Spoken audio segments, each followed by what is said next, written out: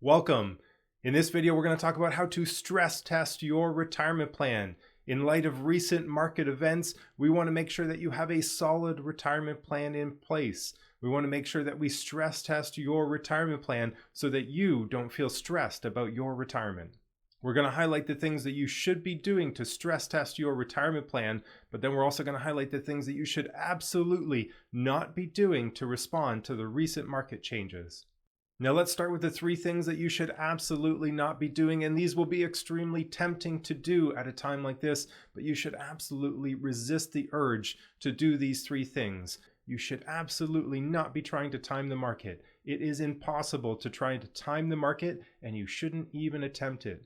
Number two, you shouldn't be moving towards cash at the moment. You should be sticking to your target asset allocation. We don't want to start hoarding cash. We want to continue to dollar cost average into the market. And number three, we shouldn't be making dramatic changes to our asset allocation. We have a plan. It should be stress tested already. We want to stick to our target asset allocation within that retirement plan. Now let's talk about the things that you should be doing to stress test your retirement plan. Let's talk about what your retirement plan should include and why you need to have a retirement plan in place. Now my name is Owen. I'm an advice-only financial planner, a CFP, and I'm the founder of Advice.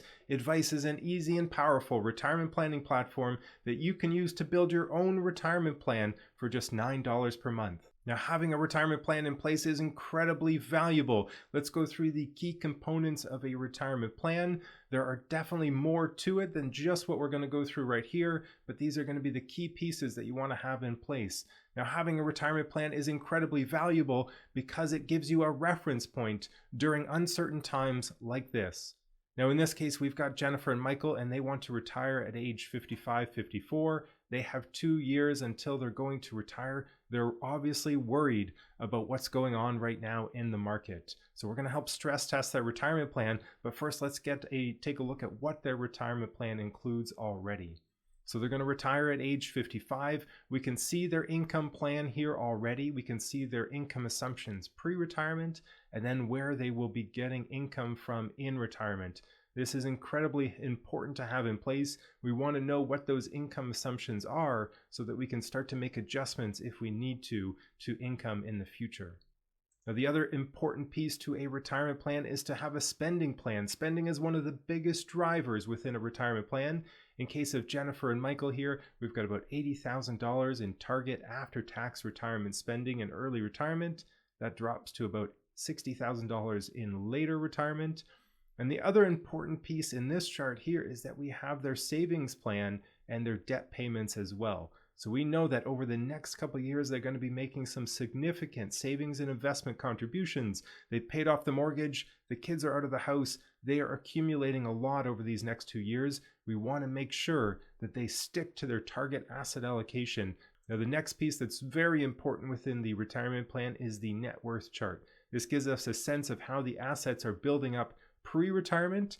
Jennifer and Michael here will have about 1.15 million, so somewhere between 1.1, 1.2 million at retirement, and they're going to draw that down over the retirement period. You can see that their plan is fairly successful already.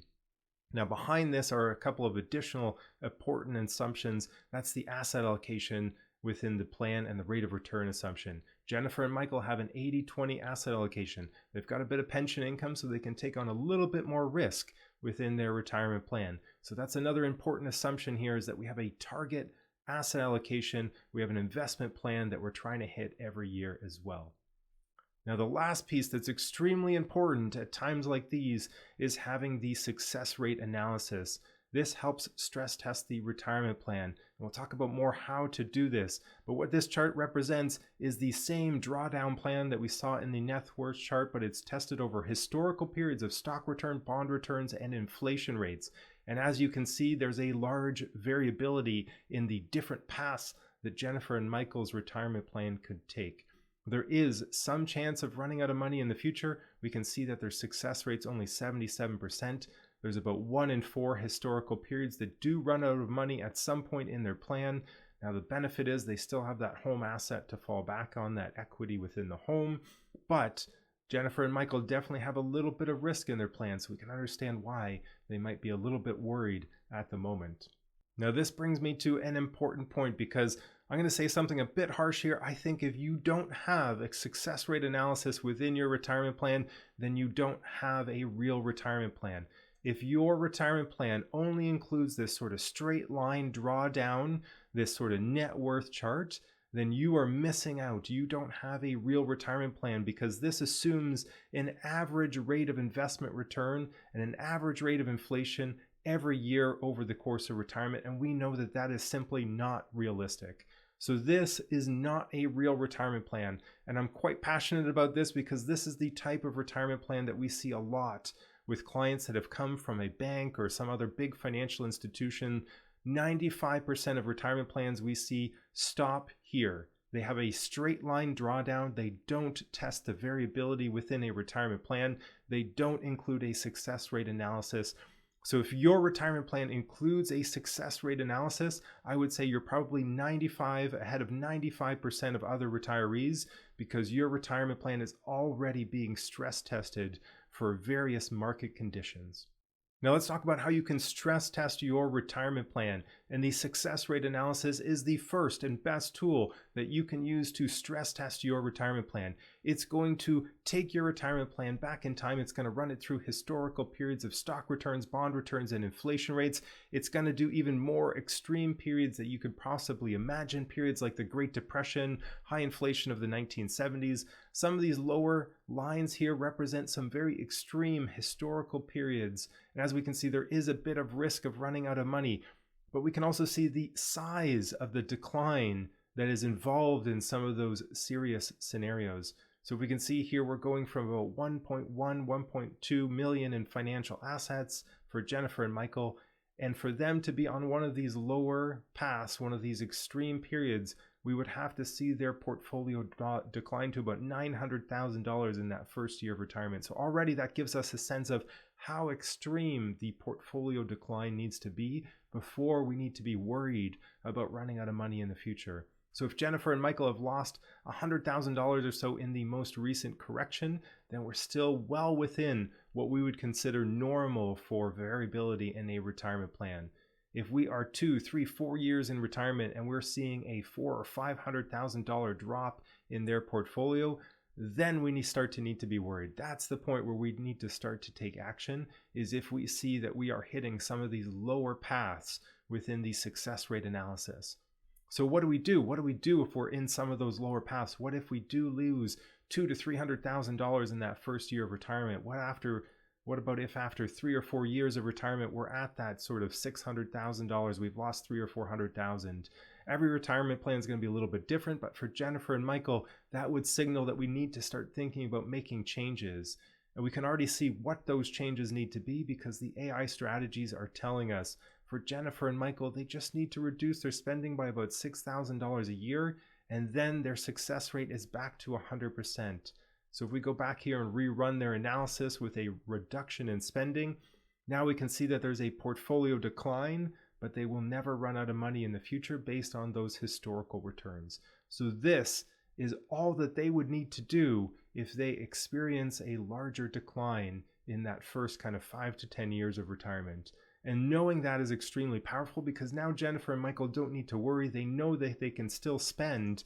In this case, they can still spend $74,000 a year in early retirement and still be quite successful. Their plan is that robust. So that's the first thing you need to do to stress test your retirement plan. Do a success rate analysis based on your actual, drawdown plan for retirement and figure out what sort of spending reduction you would need to put in place to get your plan back to 100% success rate.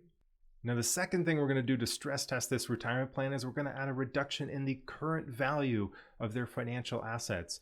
This analysis here, the success rate analysis, it looks at retirement and beyond, but of course Jennifer and Michael haven't quite retired yet. So we're going to stress test their plan one step further by adding a reduction to their existing portfolio. So I'm going to make a copy of this scenario here.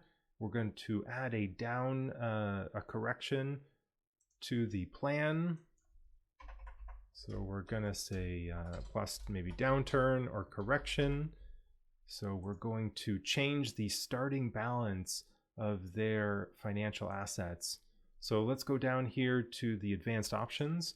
We can see their existing balance at the beginning of the year. Those are all the numbers in blue here. What we're going to do is we're going to override those, and we're going to add an existing balance for each of these here.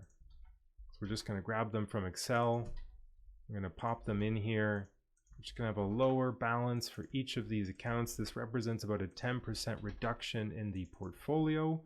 And we're going to see how the retirement plan reacts to this reduction in the starting balance for all these accounts. Okay, now that we've got all the starting balances adjusted for a 10% correction, now we can take a look at what happens to the retirement plan for Jennifer and Michael. So we had a success rate of 77%, and we were at about 1.155 million in financial assets at the start of retirement. Let's see what that 10% correction or downturn does to the plan. In this case, we're down to a 67% success rate, and they'll have about $100,000 less at the start of retirement. So that makes sense. They're still accumulating in those last couple of years, but with a 10% correction on their sort of $1 million portfolio, they end up having about $100,000 less at the start of retirement. Now in this case, the success rate is still fairly good, but let's take a look at what they can do to improve that. So now that we know that it's not as dire, even having a 10% correction is not that extreme in terms of their overall success rate. It's still 67%. That's still 2/3 of historical periods are successful. But let's take a look down here. Let's go back to after-tax estate, and let's see what we can do to improve their overall success rate. So now somewhere between a $6,000 and $12,000 spending reduction might be required. So if we go down to a $12,000 spending reduction and we add that to the plan, now they're back to 100% success rate. So it was about a $6,000 reduction that improved their success rate from 77% back to 100%. In this case, if we have a downturn plus some of these extreme periods in the future, then maybe we need to cut spending a little bit more, but it doesn't have to be that extreme. They're still spending about $68,000 a year in early retirement, and really there's probably somewhere in between there. So it still might be $70,000 or $71,000 a year in early retirement spending. Now the other thing Jennifer and Michael can do, because they haven't quite retired yet, is they could work an extra year longer. Sometimes even 6 or 12 months of extra employment can make a big difference to the plan. So let's take out this reduction in spending. Let's go down here, remove that from the plan. Let's get back to that 67% success rate that we had. So we have a downturn, a correction in the market, then we're stress testing beyond that. But let's see what else Jennifer and Michael can do. Now, if you watched our last video, you'll know that retiring at age 60 is significantly easier than retiring at age 55. Adding those 5 years of additional savings and investment contributions, a shorter retirement period, there's lots of factors to include within that sort of analysis. If you haven't watched a video, I'll link to it in the description for this video. But what we're going to do here is not add 5 years, not even 2 years. All we're going to add is 1 year of additional income within the plan. So we're going to scroll down here to the table. We're going to take Jennifer's income. We're just going to extend it by 1 extra year, 12 more months. That's it. And we're going to see if that's enough to offset the reduction that they experienced in their portfolio. So now that they're pre-retirement, they still have options like this. So we had a 67% success rate. They were $1,054,000 in terms of retirement assets. If we extend their employment by 1 extra year, now they're back to $1,143,000, so almost what they had in the original scenario before the correction or downturn. And now their success rate is 82%. It's actually higher than it was in the original scenario. We had 77%. So even 12 months of additional income may not be necessary for Jennifer and Michael to offset that downturn or correction in their portfolio. But by stress testing the plan, by looking at those options, we can help Jennifer and Michael feel much, much better about their retirement plan. They do have options. They can reduce spending. They can maybe work another 6 or 12 months or do some part-time work in early retirement, but they don't have to make dramatic changes to their retirement plan. They can keep their 80-20 asset allocation. They don't have to start hoarding cash. They don't have to try to time the market. They just need to stick to the plan and make slight adjustments depending on how extreme these events end up being. Thank you so much for watching. I would love it if you like and subscribe, and we'll see you at the next one.